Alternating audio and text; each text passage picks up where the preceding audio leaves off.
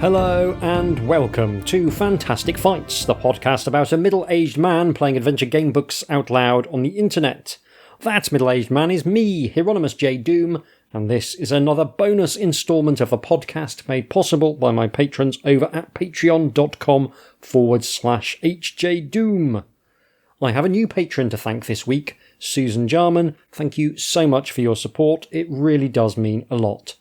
It's thanks to kind souls like Susan that I do a bonus episode each and every month, and also produce my second podcast, Popular Antiquarian, in which I'm currently watching a lot of bad movies and talking about them for longer than they arguably deserve. All patrons get access to a bunch of gaming material, and I'm deep in the weeds on a new gamebook riffing on 1960s and 70s science fiction shows. If any of that sounds appealing, why not chuck me a quid or two? Now on with the show.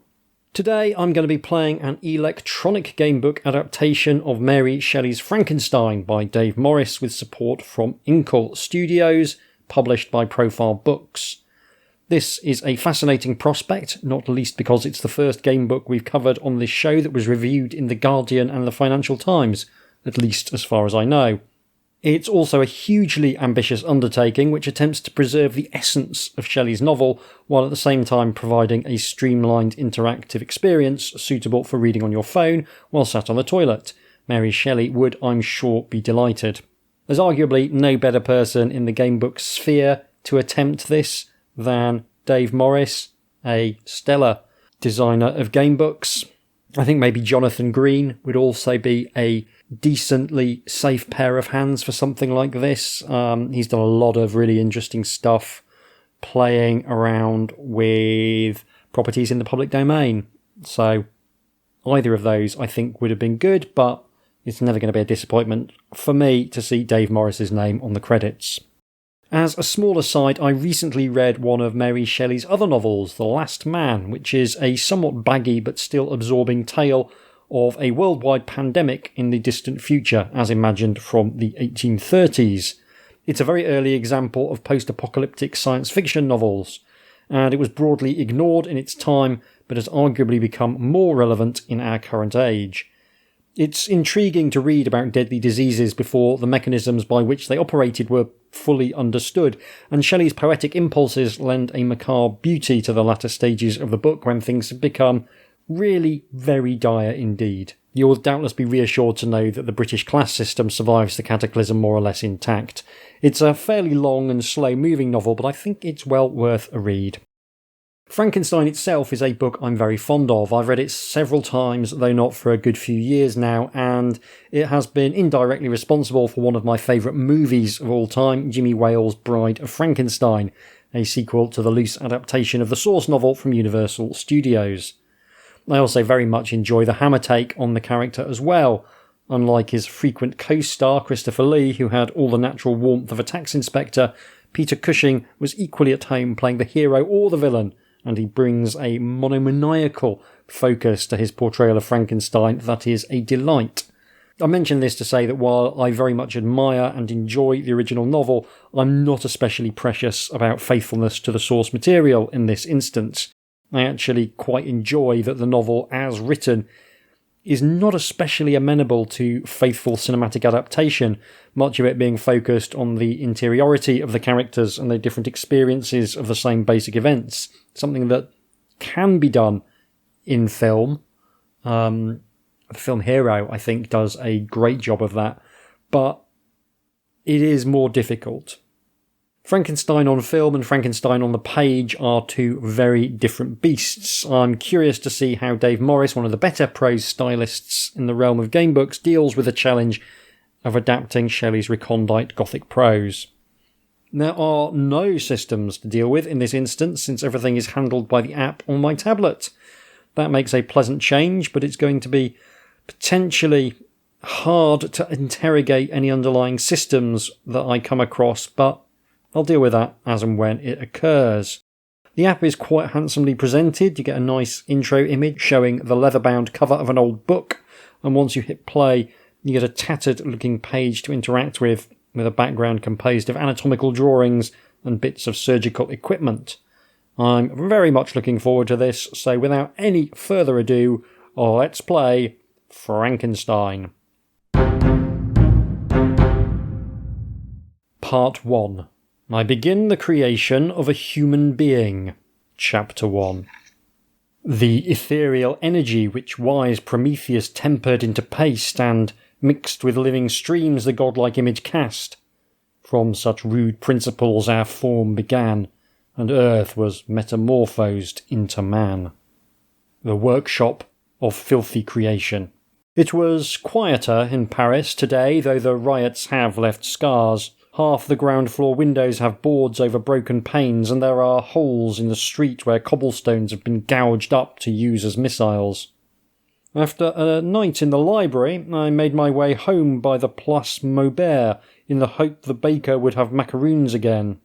But his shutters were closed, drips of fresh paint proclaiming his pride in the tricolour. It could merely be a ploy to avoid having his shop ransacked, I suppose.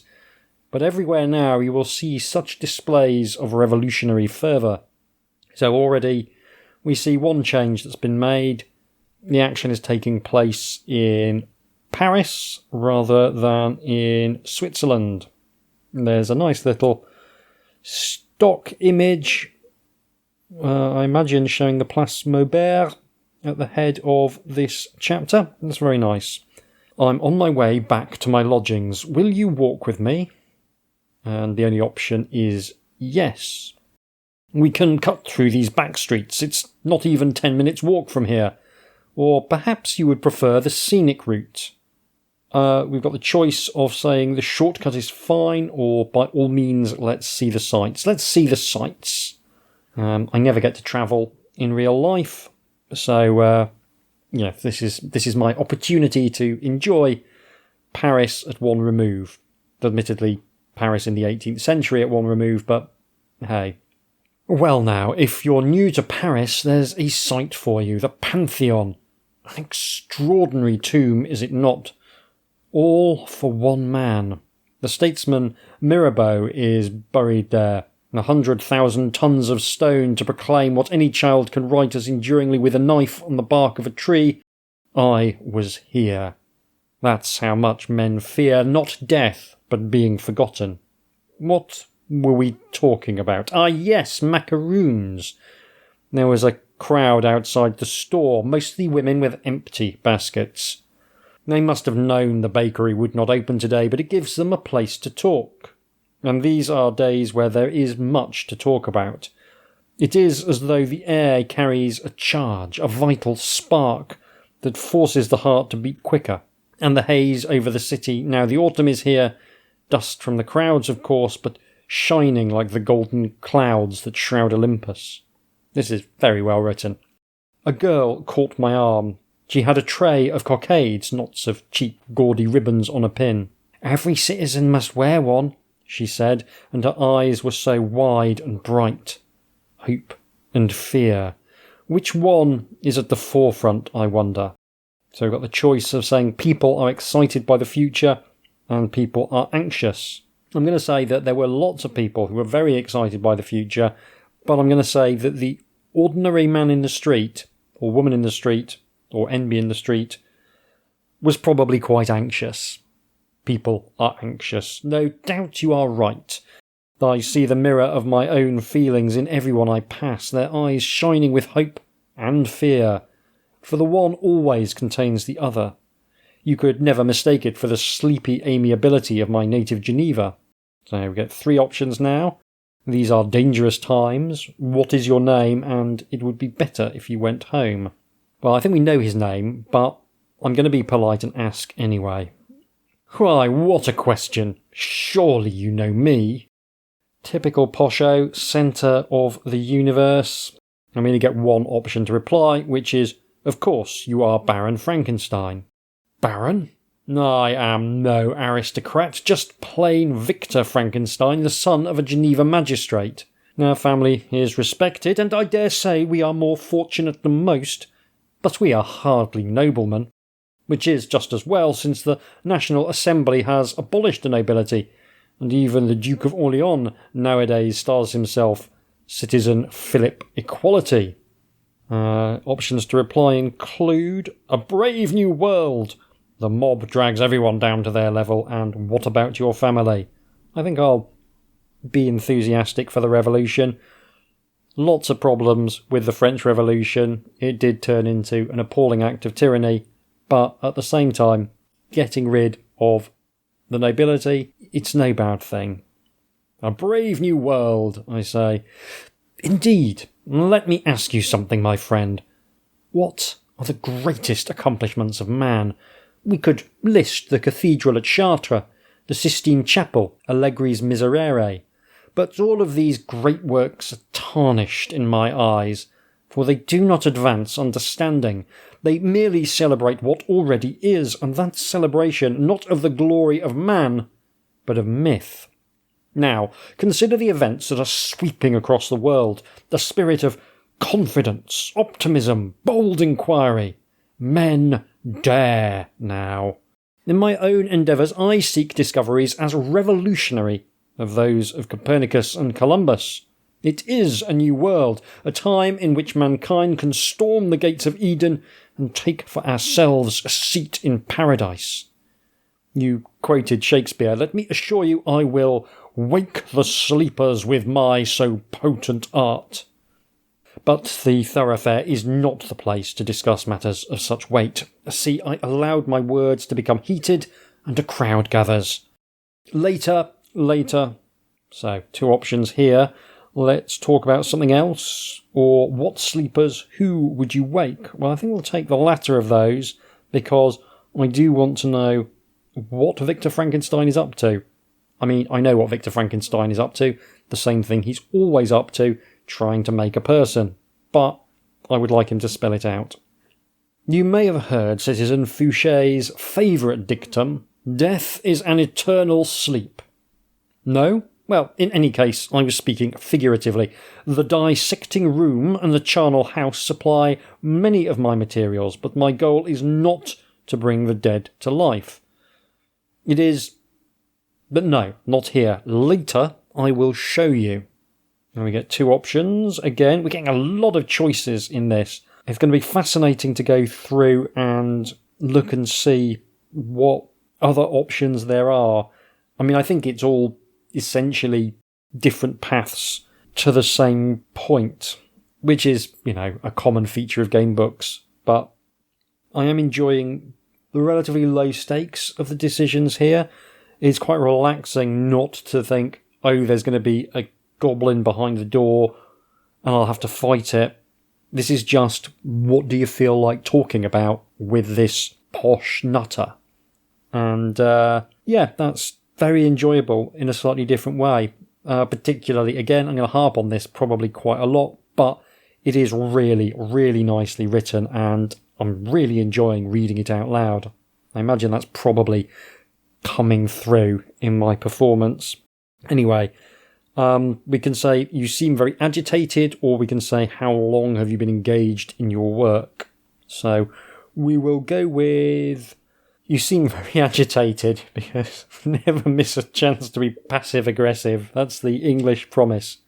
Yes, I have been working very hard, perhaps too hard. See this letter my father sent? Here. I know that while you are pleased, you will think of us with affection. You must pardon me if I regard any interruption in your correspondence as evidence that your other duties, he says, your other duties are equally neglected. Mens sana in corpore sano, he means. How well he knows me. I am by nature inclined to an excess of zeal that can harm my health. But my duties? He has no idea. I think mens sana in corpore sano means a healthy mind in a healthy body. My Latin is very poor, but I think it is just about up to that. I must write to him. And Elizabeth, Henri too. I'll do it tonight. I cannot tell them of my work, not until I am certain of success. It's strange that I came to Paris at this very time. It's as though the world has woken up around me, as though the great endeavour to which I have set myself has inspired a general casting off of superstition. Coincidence, naturally. But what is coincidence? Ideas have a time. My studies, the discoveries I have made go hand in hand with the spirit of change. So we can ask him what his work is, we can ask him who is Elizabeth, or we can ask him who is Henri. I think on this playthrough we're going to be focusing on the main story, so let's go for what is your work. Science gripped my imagination from an early age. In other studies you go as far as others have gone before you, and there is nothing more to know. But in a scientific pursuit there is continual discovery, continual wonder. So it was with me throughout the first 2 years of study here in Paris. My insatiable thirst for learning astonished my fellow students, and my proficiency soon impressed the masters. When I realised that my professors could teach me no more, indeed, that in my grasp of the landscape yet uncovered I could see more clearly than they, I thought of returning home to Geneva to my family and friends. Then an incident happened that led me onto a fresh course of study, and has protracted my stay these last 2 years. So we can ask about the incident or ask about the course of study. Let's ask about the course of study. I have always been fascinated by the structure of the human body, or indeed any animal. Behold, a mannequin of fleshy clay binding up an interior of hard calcium and liquid-filled tubes. A machine, and yet it breathes. The heart drives the blood, and that heart quickens in response to fear or anger or love. Emotions, they were not on the list of ingredients, so where do they come from? Where does the principle of life originate? The ghost in the machine, that is what I desire to have under my microscope. Soon after arriving at the university, I began to focus my studies on biology and physiology. But where those studies took me was on a foul journey indeed. If I had not been so driven to penetrate the mystery, I would soon have abandoned it. You see, I had not only to become acquainted with the surgeon's saw and scalpel, it was also necessary for me to scour the slaughterhouses and dissecting rooms for choice items, as avidly as other students searched the shelves of bookshops. I collected bones from charnel houses, on wooden frames such as my beloved Elizabeth would use to practice needlework. I decanted serums of bodily fluids and grew tissue cultures on dishes all around my room. I stretched flesh in varying stages of putrefaction, the better to understand what processes are held in check by the force we call life. Of course, putrefaction is a process of life, just not, the life of the person in question. Lots of other life, just not yours. We can say, it sounds delightful. Bit of sarcasm, again, very English. But did you find the answer is the other one, and that's the one we'll go for, much though I'd like to be sarcastic to him. But did you find the answer? Yes! I succeeded in discovering the cause of generation and life. More than that, I am myself capable of bestowing animation upon lifeless matter. Here are my lodgings. Come up, and I'll show you. And we say, lead the way. And there is a nice image of the laboratory. And it's very much an 18th century sort of laboratory, in the sense that it's mostly big flasks and burners of one sort or another. Here is the laboratory I was telling you about, well out of the way of prying eyes. Climbing those stairs is the most exercise I get all day. It's cramped in here. You'll have to squeeze around the tank. It's where I store the fruits of my labour in its dormant state. Excuse the smell. That's the alkali bath in which the specimen is developing. A little high in caloric, you might think, though it reminds me of marzipan. Let me just move these jars aside. See that metallic coating? That is what stores the electrical fluid. By linking the jars together in what Mr. Franklin terms a battery, like guns you see, we can obtain an increase in the charge. That will be needed later. See, perhaps I can best demonstrate with this frog that I have on the dissection boards. And we can ask about Professor Galvani's experiments, which I'm already familiar with, and we can ask about the thing in the tank. So we will go for the thing in the tank. Now, another little picture, this time of a partially dissected arm. Very nice. I cannot show you the whole creature yet. It's not stable to remove from the liquor amnii. Though here is its arm. Stand back, be careful the liquor doesn't splash on you. I'm not at all sure of its effect on ordinary human flesh. I think of this tank as the creature's amnion. Are you aware of the origin of the word? And we get the option of, I'm sure you will tell me, or, my God, is that a human limb?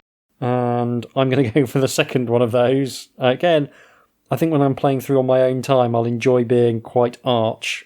But keeping to the most salient options on this recorded playthrough, I think I'm definitely going to be going, that's someone's arm you've got there. Why have you got someone's arm? Let's say rather human-like. I have been inspired by nature, but not constrained by her. And we can say, it's gigantic. Why is the skin transparent? And surely this is just a corpse. Let's go for, it's gigantic. The whole creature will stand about 8 feet tall and is proportionately massive. That makes it easier to work on. Even at this scale, I am frequently laying down capillaries as fine as cotton thread. And the light in here, with all the oil lamps burning, it's like scouring the eyes with glass paper. I will need glasses as thick as Robespierre before I'm finished. And we can say its strength will make it intimidating.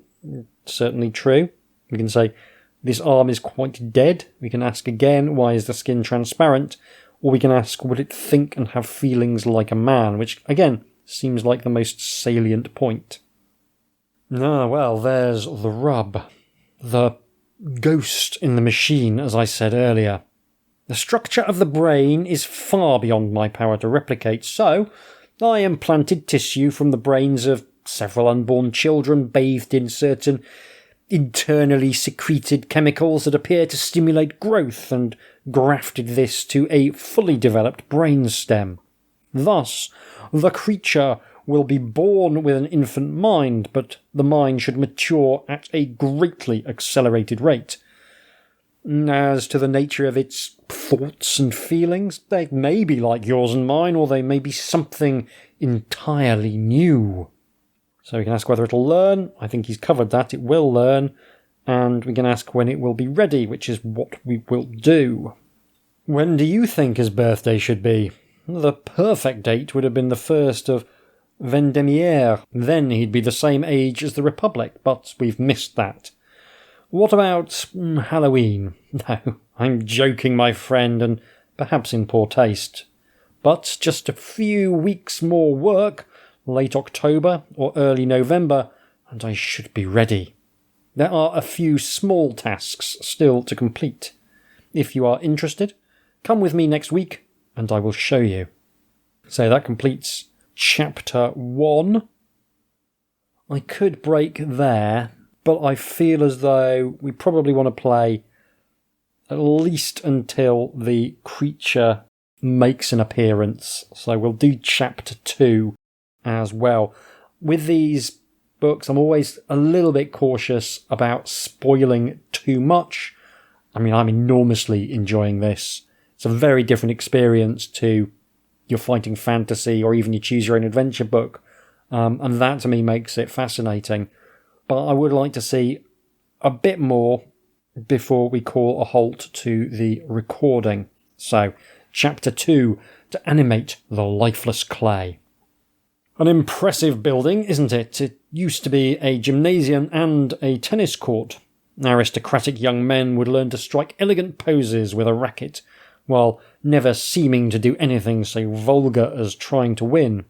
They also practised skewering each other with swords. Quite often, the blossoms would come off the foil and they'd be brought in for us to operate on. I'm quite serious. I got the liver and kidneys of my creature from one aristocrat whose opponent's blade drove a little too deep. Since the revolution, the building has stood empty apart from occasional use as an assembly hall. Well, not quite empty, you'll see. I hear the night watchman coming. Where's my purse? Good evening, citizen. I found this bag of coins in the street, and I thought it might belong to you. Bless you, citizen. I was wondering where I dropped it. Perhaps you'd like to come inside. And the only option is to ask, what are we here for? I need the small cartilages of a human voice box, a very intricate structure, much too time-consuming for me to build by hand. If I can find one fresh enough, chemicals can be used to stimulate its growth to suit the creature's scale. Or perhaps I'll use it to make moulds in which I can nurture bone cultures. There are 1,000 excruciating details like this. Little wonder you think my nerves are shot. And we ask, why would you look for such a thing here? Come and see. That sweaty stink, doesn't that bring back memories of school, eh? In the salons, men hide their animal excretions with scent and powder, but venture into a zoo or gymnasium alike, and you can't avoid the sharp odours of unadorned nature. And there's another odour here. Can you smell it? That butcher's shop stink. That's the answer to your question. See, over there, against the far wall, those are not exercise balls. You'll be able to see better when the watchman brings another candle. Look, baskets full of human heads, fresh as pork loins. Today's crop from the guillotine. The bodies are carted off to the lime pits in the Madeleine cemetery, but the heads are brought here where families can identify their loved ones and take this much of them away for burial. Here, catch. So this is a good grisly bit of detail, and we can ask him to have some respect for the dead. I feel as though that ship has sailed. I think by the time you've assembled a monster out of body parts, you're not going to go, oh, you naughty scamp, show a bit of respect for the dead. I think he's probably too far gone for that. We can ask, won't the blade have destroyed the larynx, which I was genuinely wondering about, or we can say, let's get what you need and be on our way. So we'll go for, won't the blade have destroyed the larynx? In most cases, but not all. That's why I need you to help me look through them. Here's one with only minor damage to the laryngeal area, and another... no, I see the blade has cut right through the conus elasticus. But there must be 3 or 4 dozen here, so surely we'll find one that's fit for my purpose. And the only option is to say, let's get on with it then.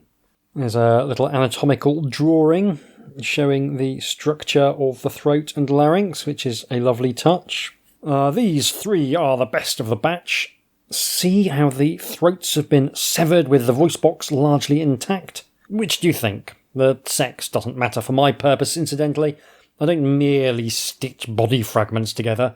I'll be using this as a model with which to construct a larynx for my creature. So there's a choice of 3. One with a noble brow, a beautiful woman, and a fellow with the face of a brute. It is a tedious psychological truism that human beings have a tendency to associate physical beauty with positive internal qualities as well, and indeed a lack of physical beauty is often interpreted as a lack of those same qualities. So I'm going to suggest we go for the fellow with the face of a brute, because, technically speaking, he is no more or less likely to be a nice person than either the one with the noble brow or the beautiful woman.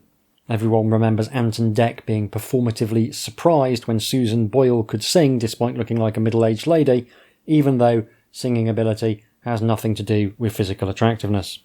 The watchman may be able to tell us something about it. Brute, you say, citizen? Maybe so, but in life that head sat on the shoulders of the Comte de Colbert. I hardly need tell you his crime, being too high and mighty. Face of a brute. Now I look at him up close, I reckon you're right.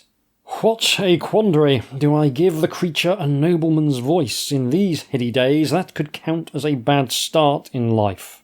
Yeah, but, one voice is as good as another, I think, particularly by the time you've done whatever weird stuff you're going to do to it in order to make it fit in an 8-foot-tall man's throat, so let's take that one and go.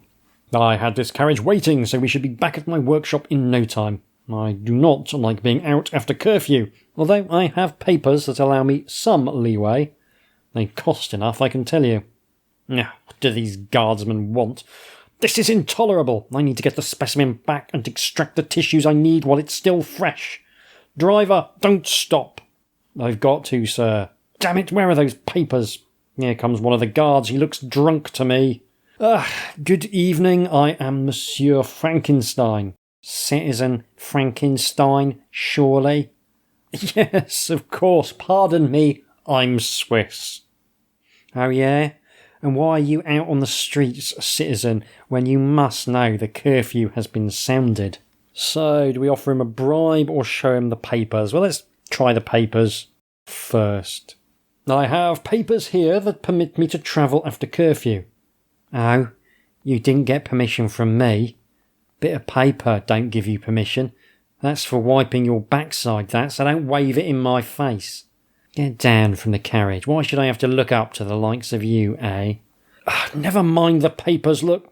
Oi, what's that you've got wrapped up on the seat there? Bring it out with you. Give it here. Blimey, it's a human head. Do we want to make a run for it, or tell him what the head is for? Let's tell him what the head is for. Wait a minute, I recognise this ugly mug. Some hoity-toity aristo. I took him to the guillotine myself this afternoon. Snivelling like a baby he was.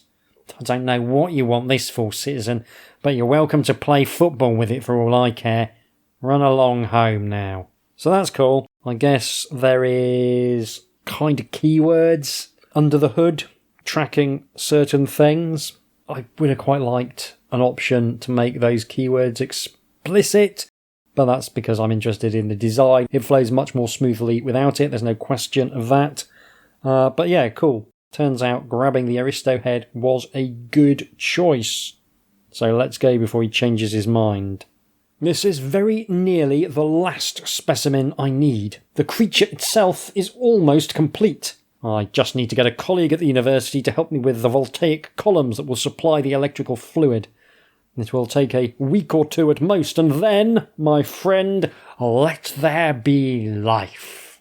So, we still haven't got to the creation of the creature, and I've been recording for 40 minutes, so I feel as though we can carry on without spoiling too much of the book. So we will press on with Chapter 3, Wilder Dreams. Dreary evening. Listen to that rain drumming on the roof. It's been coming down like that for days. So we get the option of saying, you look dreadful. There's a letter on the table here. What are these jars and cylinders, and do you need any help? So let's go for do you need any help. Give me a hand with this winch. It's stiff. You'll need to get a good grip. 1, 2, 3, heave! There, it's coming. The creature has been growing in the tank even after I finished the surgical transplants and grafts. It must weigh at least 500 pounds. There it is. My God, look at it. The first of a new race of man waiting only for the electrical jolt to impart the spark of life. We can say, a new race? Surely you don't intend ... Or we can say, it's hideous. We'll go for the first option. A new race? Surely you don't intend... Why not? I have provided it with generative organs. In theory, it could interbreed with Homo sapiens, although I'm unsure how the chemical treatments have affected its seed. The offspring would likely be mules. If it's to reproduce, I would have to create a female counterpart. And we can ask whether he's going to do that. We can say that that is an unholy concept, the dead cannot breed, or first let's see if the process works. And I think, yes, we will talk about the process first. More anatomical drawings. Okay, they're just repurposing existing art, but they're doing it in a very nice way that really does add to the atmosphere. At least I assume they're repurposing existing art, and they haven't commissioned additional drawings for this project. The moment is here. If this were a play, how the heavens would howl. Instead of this dreary patter of rain, hailstones would pelt the roof, and the crack and boom of thunder would drown out everything. But the world is not sentient. It takes no notice of us. To think otherwise is a childish delusion. It is we who observe and feel, while the universe is but our stage. Ah, well, the stage is set. Watch as I attach the electrodes and, with the throw of a switch, stand back. The electrical charge is considerable. There, a convulsive movement. Galvani saw that same twitch in his frog's legs, but there's more. The stimulus is removed, but the motion continues. See? There. The hand is flexing. The chest rises and falls. Hark! Hear it? The rasp of breath. The creature's first breath. He is alive! And we can say, he, it, a monster? Or we can speak to him. I think we're sufficiently in deep with the grave-robbing monster maker that suddenly going, you've made a monster, is a bit childish. We are a part of this now, so we're just going to speak to him. I am your creator. Do you hear me? You were made. I made you. He doesn't understand. The brain is still undeveloped. Yet he seems intelligent. The eyes follow me. Pass me the candle. Yes, yes. The pupils are equal in size and react to illumination. No neural damage then. The pigmentation in the choroid is rather excessive. I did not expect the eyes to be such a lurid yellow. And with the translucent skin, now that the face is animated, there's a fright mask indeed. The hard one for a father to love. Did he understand what I said just then? He seems to be getting agitated. You can say, will you give him a name, or he's trying to break the restraints? We'll say he's trying to break the restraints. I made him strong because I could not make him beautiful. I'm not an artist. I thought at least of giving him that reason to be proud. But I made him too strong. You could never cast him out of Eden if he didn't want to go. The straps! They would hold a bull, but he's broken them. No! Let go of me! Get off, you unclean thing! Yes! Feel that! Now you know pain! See this scalpel? See how sharp it is? Touch me again and I'll take you apart and put your pieces back where I found them.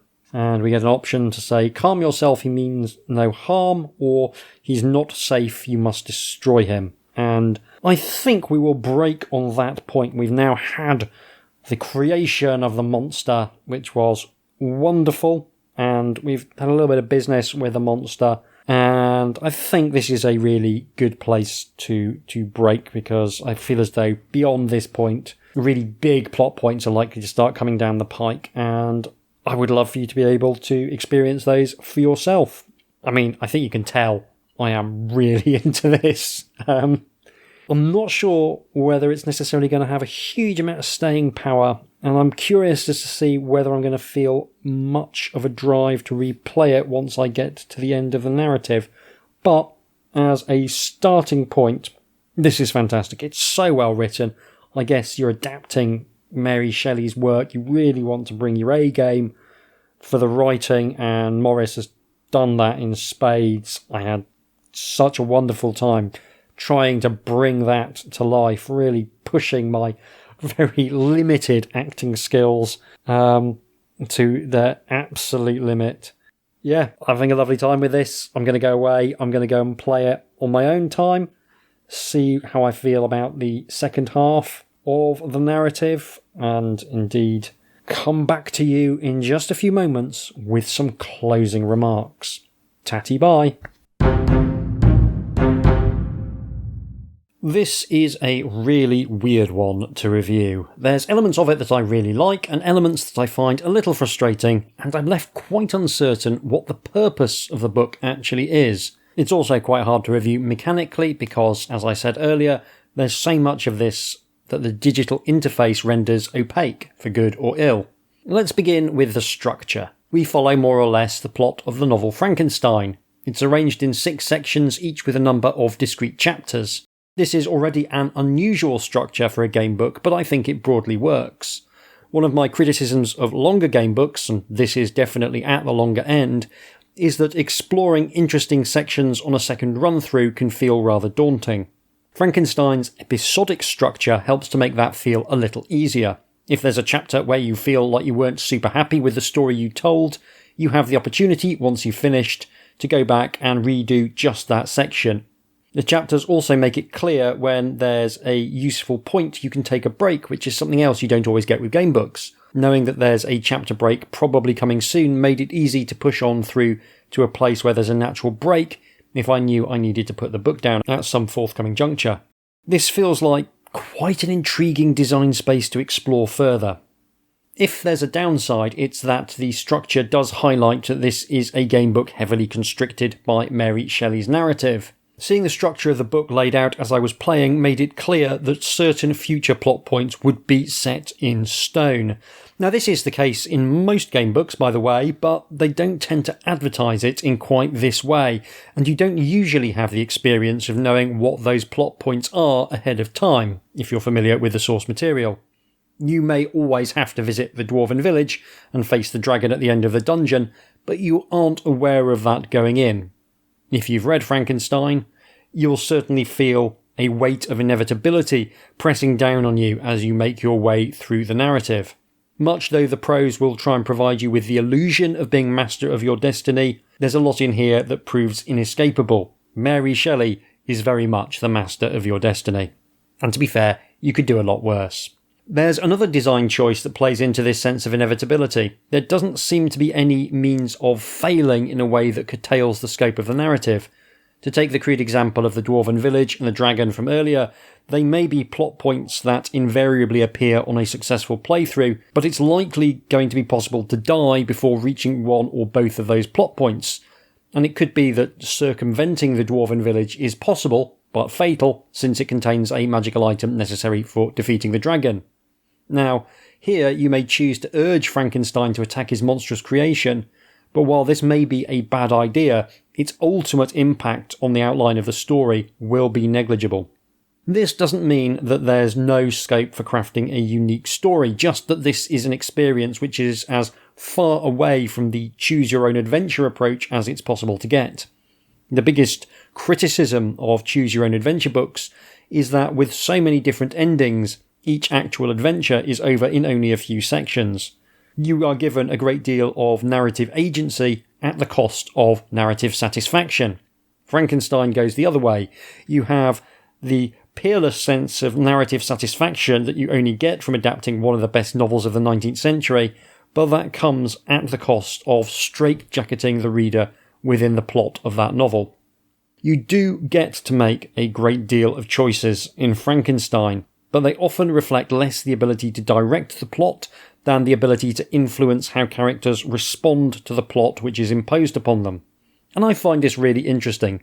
You are being encouraged to craft not the events of the story, but the dispositions of the characters themselves. At one point, Frankenstein receives a pair of letters, one from his intended bride, Elizabeth, and one from Justine, a family servant.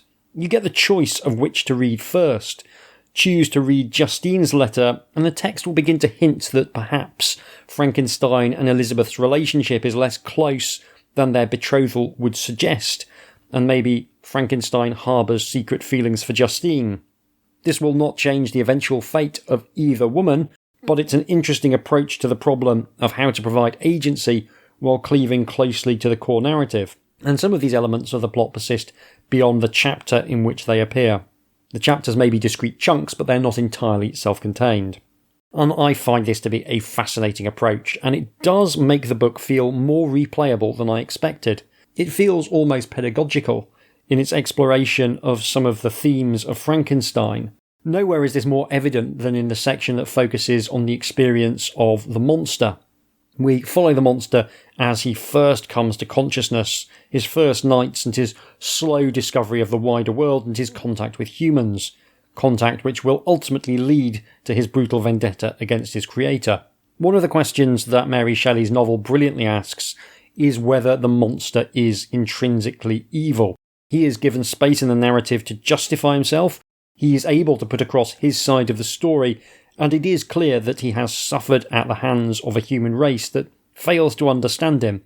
Yet, there is a diabolical intensity and ingenuity to his revenge against Frankenstein, which seems sadistic in a way that goes beyond any form of redress.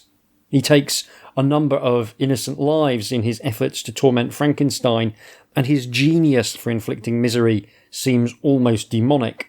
He may have suffered terribly, and in that sense his rage against his creator is the understandable product of his unhappy existence. He claims to have learned cruelty from the world, but nothing in his lived experience could be seen as the origin of his peculiar sadism.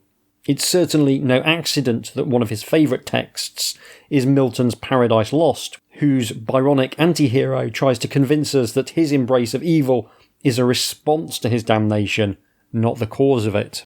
Dave Morris's Frankenstein gamebook allows us to engage with this conundrum in a fascinating manner. We get to choose whether the monster is a tragic figure, a creature of astounding genius and sensitivity, whose descent into violence represents a failure on the part of the world, or whether the monster is a soulless and malign being, as psychically malformed as he is physically repellent.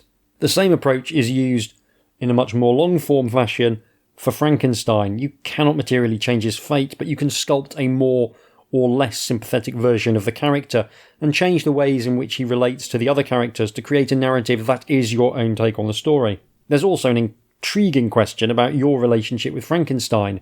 In the case of the portion of the story where we follow the monster, you get the classic second-person narrative which encourages you to identify with him as the protagonist. Frankenstein's portions, though, present you in different ways in different sections. In earlier portions, it's clear that you're some kind of friend or acquaintance, but later, as he gets more socially isolated, you seem to be an illusory companion, perhaps some conjuration of his increasingly disordered mind. It presents a very unusual, shifting kind of presence as the reader's stand-in, but I think it works precisely because Morris doesn't draw attention to it by having Frankenstein make it explicit. You are simply close enough to Frankenstein to influence his actions, and that is enough. I think when I was playing through for the first time, I was subconsciously influenced by my two favourite riffs on Frankenstein in the movies. Firstly, Cushing's portrayal of the character, which I've already alluded to. The second is Jeffrey Combs' portrayal of Herbert West in the Reanimator franchise, a series of comedy horror films very loosely adapted from H.P. Lovecraft's Herbert West Reanimator, which itself deliberately plays with the themes of Frankenstein. Combs' exaggeratedly callous and po-faced straight man performance is an absolute joy. I think I definitely wanted to turn my Frankenstein into that kind of morally blank obsessive, and the text supported me to a degree. Frankenstein's breakdown after the creation of the monster is obligatory, but the text allows you to choose to what extent you try and involve other people in his struggle with the monster and his own feelings of guilt. There's a couple of key points like the trial and execution of Justine, where you can either push Frankenstein to try and prevent her death, or simply turn away from it in an act of moral cowardice. Indeed, one of the themes of the novel is Frankenstein's difficulty in taking responsibility for the consequences of his actions. And does that proceed from internal or external factors? It's up to you to choose. You can also have him behave like one of the characters from Big Bang Theory at times, which is a welcome reminder that nerds have always been with us. My favourite bit is where you can have him mansplain the stages of grief to an upset woman, which is exactly the sort of providing information instead of emotional support I occasionally find myself slipping into. She tartly responds that it must be comforting to know so much, and very useful to subject your own emotions to such rigorous intellectual analysis. Frankenstein, to his credit, does immediately realise that, of course, he does nothing of the sort. I found it a very relatable interaction. There's an overall sense that what we have here is a lot of small decisions adding up to something larger, rather than each decision having a distinct and measurable impact. I feel like there's some quite clever things happening under the hood to track all these little things and point to the text chunks that map onto them. It feels very smooth when you're reading it, and I didn't encounter any element that felt out of place. Although, again, that's probably as much down to sticking closely to the plot of Frankenstein as anything else. I do find that I perversely miss the clunky game elements being explicit. I think that sharp delineation between narrative and system brings me a certain amount of joy, while a text that can hide its own operations keeps the focus squarely on the decisions that you're being offered. At the same time, I think there's something very addictive about the little rush of pleasure I get from adding a keyword, even a negative keyword, to my character sheet. I like knowing how things work in a mechanical sense, and whenever something mechanical happens, it's a reminder that I am affecting the game world in some measurable way. All of this makes Dave Morris's Frankenstein gamebook feel more like a very high-class study aid than a traditional gamebook. It's extremely well written, as we saw in the recorded playthrough, but of course it's not as well written as the original novel. It's providing a space to explore the themes of that novel, but then so does reading Frankenstein by Mary Shelley and thinking about it carefully afterwards. I think it does a really good job of being the thing that it is. I'm just not totally convinced that what it's doing is quite radical enough to justify its existence as a separate piece of media. In some ways it feels too closely intertwined with the source material. It's easy to bemoan adaptations that take liberties with the source material, but knowing what liberties to take is in many ways the true skill of adaptation. Things that work in one modality may not work in another. James Whale's Frankenstein is not especially faithful, but it gave a design for the monster that's still iconic to this very day. Ask a child to draw a Frankenstein's monster, and they'll likely produce something that looks like Boris Karloff in Jack Pierce's makeup. Purists may complain that the monosyllabic, clumsy, shambling monster owes little to Shelley's tormented genius, but it's those very differences that make the adaptation interesting to me. I found Zack Snyder's Watchmen movie to be a complete waste of time, since it was merely the events of the comic, divorced entirely from the formalist mastery of the medium that Alan Moore and Dave Gibbons demonstrated. So, some of my favourite sections of Dave Morris's Frankenstein are the early portions where the action is relocated to Paris in the aftermath of the French Revolution. I think this is a perfect example of how to use a backdrop to heighten the themes of a story. The French Revolution was, in a sense, a glorious but ultimately doomed experiment, every bit as impressive and hubristic as Frankenstein's own efforts to create life. The lofty ideals of the revolution are already in the process of metastasizing into tyranny as Frankenstein undertakes his work. The Jacobins cannot see that the brutal excesses of the Committee of Public Safety are one of the factors which will pave the way for Napoleon to eventually seize power and recreate a unitary authority embodied in himself.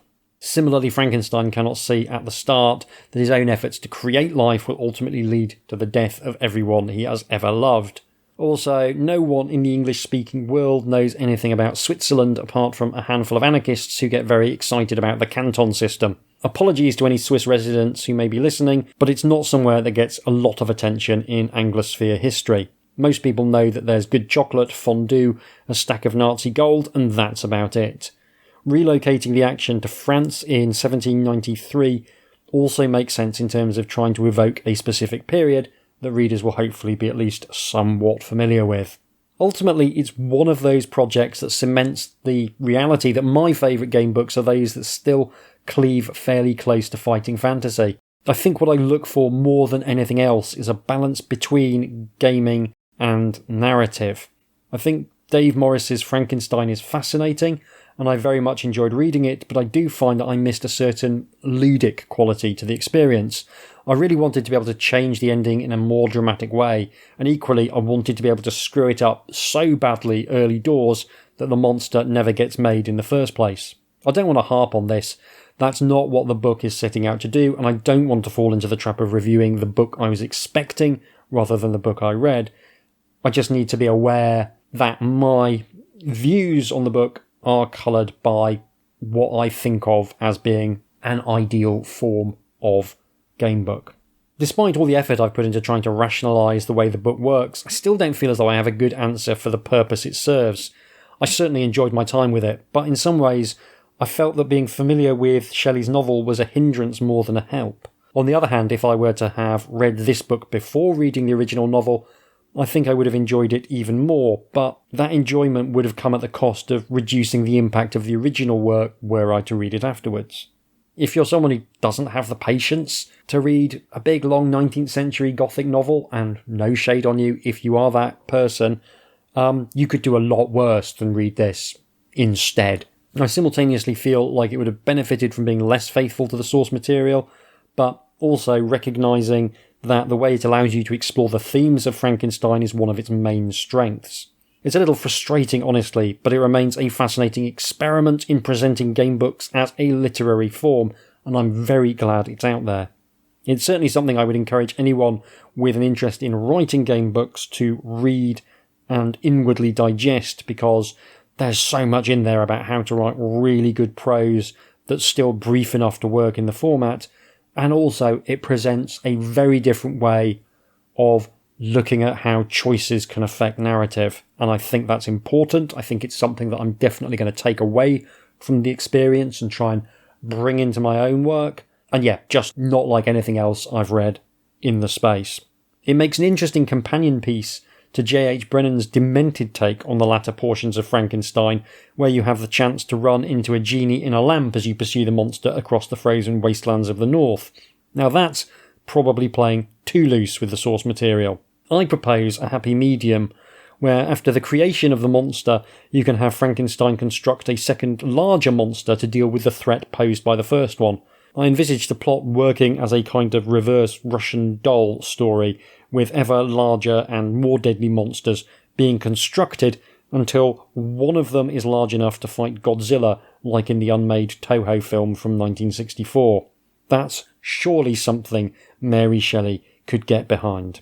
That is all for this episode. I'll be back in a couple of weeks with the next fighting fantasy book, which will be Jonathan Green's Bloodbones, which is particularly exciting as it was supposed to have been part of the original run, but never materialised. In the meantime, if you want to get in touch, you can do so by email at hjdoomretrofun, all one word, at gmail.com, or by following me on Blue Sky at hjdoom. Thank you very much for listening. Take care, and I'll see you soon.